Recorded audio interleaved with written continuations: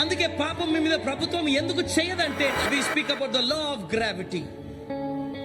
We speak about Newton's first law, Newton's second law, Newton's third law. ఈ యొక్క భూమిలో భూమి ఆకర్షణ శక్తి ఉంది, రైట్?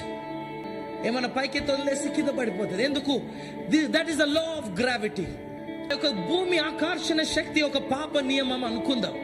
అప్పుడు ఏది వదిలేసినా తన శక్తితో ఎగరడానికి ఎంత ప్రయత్నించినా ఎగరలేదు. ఏదో ఒకసారికి రెస్ట్కి రావాల్సింది.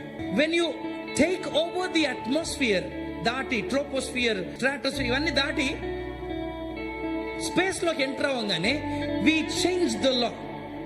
నియమం మారుతుంది. స్పేస్ లో సమస్తం తేలుతుంది. ఎందుకు? నువ్వు అక్కడి నుంచి కింద పడాలనుకుంటే పడతావా?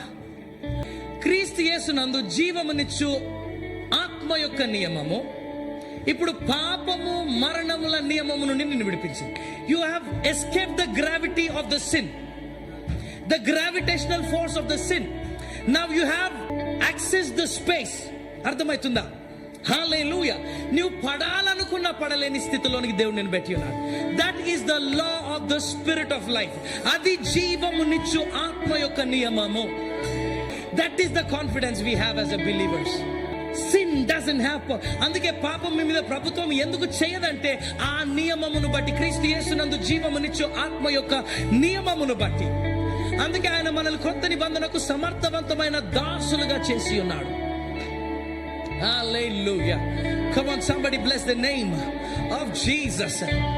ఇది సిలువ యందు ఆయన యొక్క మరణము ద్వారా, ఆయన పునరుత్థానము ద్వారా క్రొత్త నిబంధన సంఘమునకు విడుదల చేయబడి ఉన్నది. నీ యొక్క ప్రపంచమే మారింది, నీ గుర్తింపే మారింది, నీ లాస్ మారాయి. Hallelujah. What doesn't respond to the world has to respond to you.